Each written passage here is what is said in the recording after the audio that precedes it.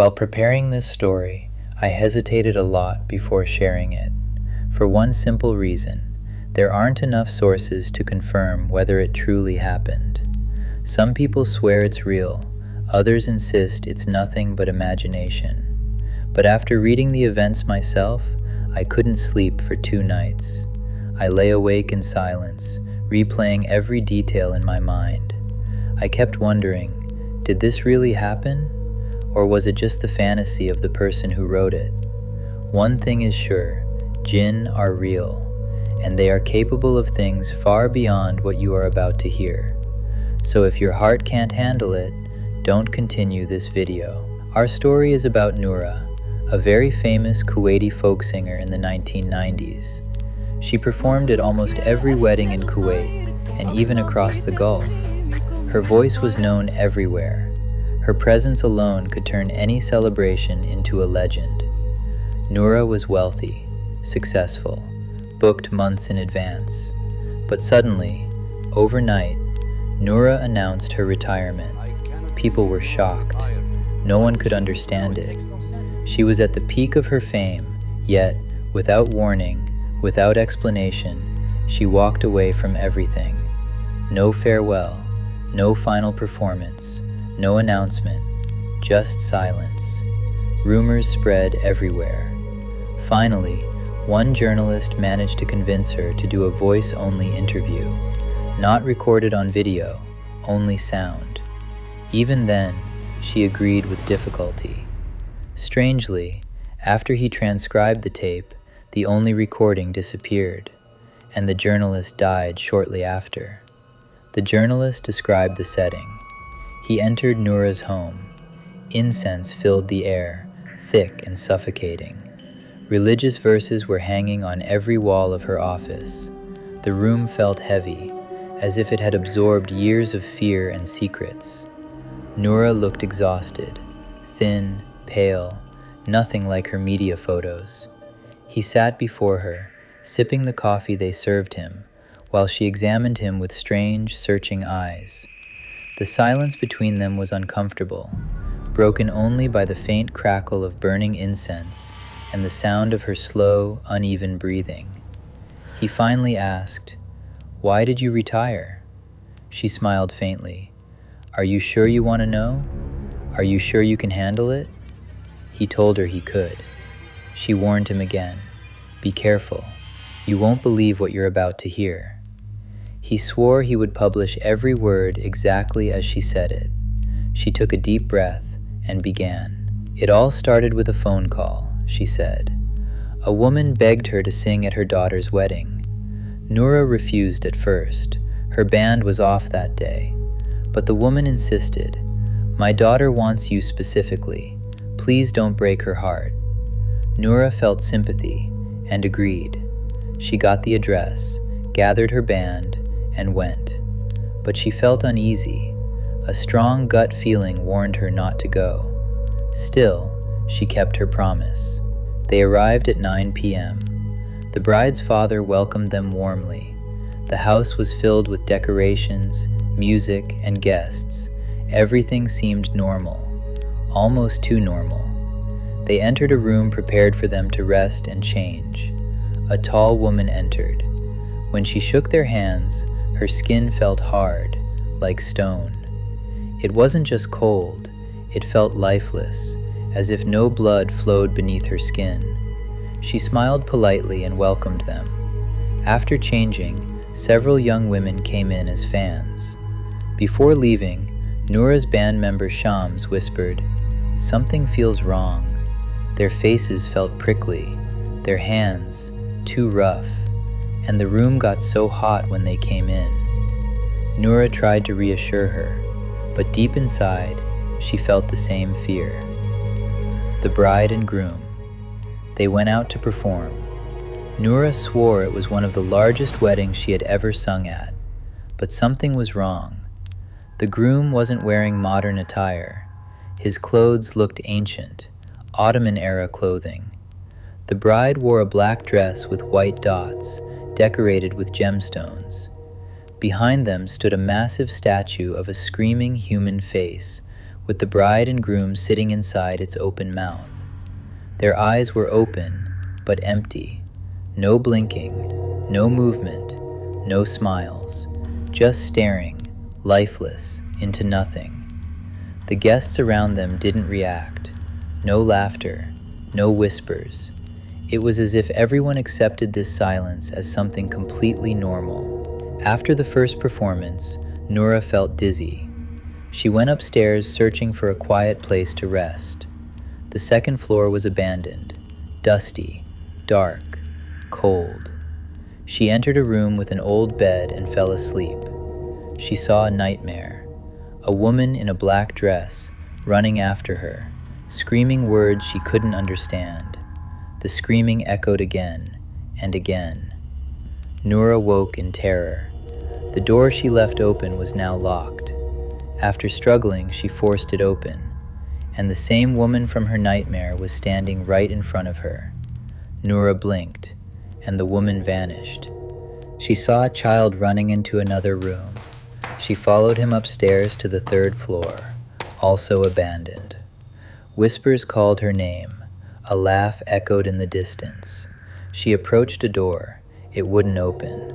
When she turned to leave, something grabbed her leg from beneath the door and pulled her inside. A voice whispered, "Sing, Noura. I love your voice. Sing for me." She begged, "Who are you? What do you want?" The voice replied, "A friend, a loyal friend."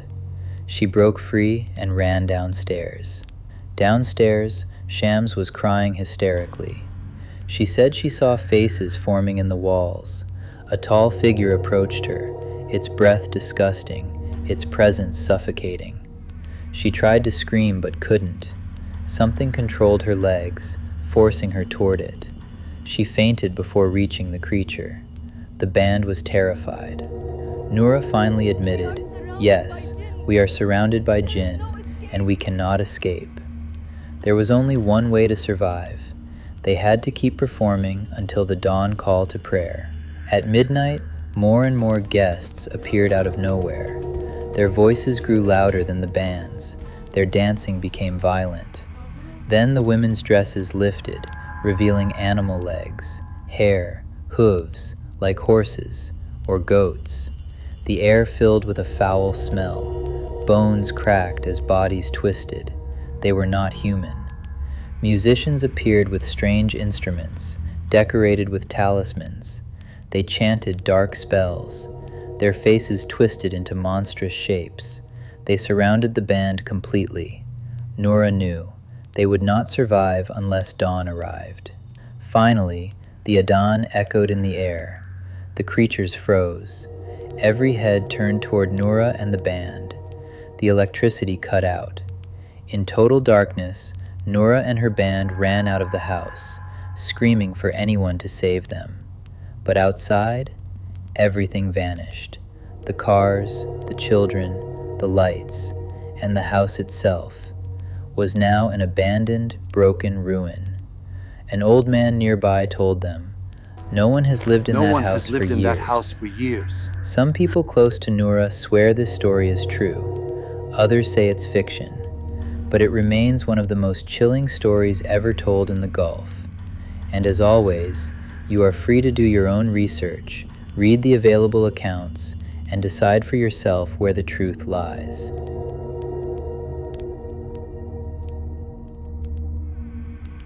Our second story takes place in Jumeirah, one of the wealthiest and most peaceful areas in Dubai. Villas there are worth millions. Families wait years just to live in that neighborhood. But among all those luxury homes, there is one villa, always locked, always dark, always empty. Locals call it the abandoned villa of Jumeirah. No one remembers it ever being completed properly. No one remembers a family living there for long. And yet, every few years, someone tries, and every time, they leave. According to neighbors, the first family moved in quietly. No celebration, no housewarming. Within days, Strange things started happening. Lights turning on by themselves. Doors opening in the middle of the night. The mother claimed she heard footsteps walking above her while everyone was asleep. But there was no second floor. The children refused to sleep alone. They said someone stood in the corner of their rooms, watching. The father tried to stay calm, until one night he woke up unable to move. Something was sitting on his chest, breathing. He moved out the next morning.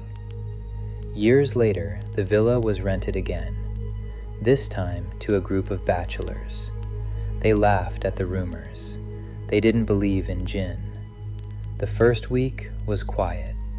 The second week, they heard whispers in Arabic, and sometimes in a language they didn't understand. One of them claimed the mirrors showed shadows that didn't belong to anyone in the room.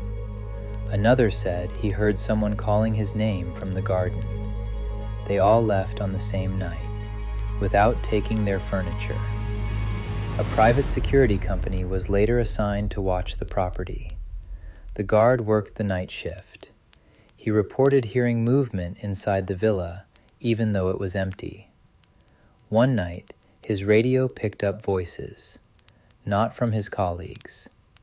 Whispers. Laughter. He shined his flashlight toward the windows and saw silhouettes moving behind the curtains. The next day, he refused to return. Some say the villa was built on land that was never meant to be touched. Others believe it was left unfinished after something went wrong, something that disturbed what lived there before.